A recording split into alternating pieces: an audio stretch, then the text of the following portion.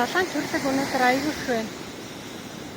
Тэгээ далайн төрлөг дун аягүй гарч ирсэн байна. Дунгийн буцаагаад хийгээд шидчихлээ. Гарч ирсэн дунган.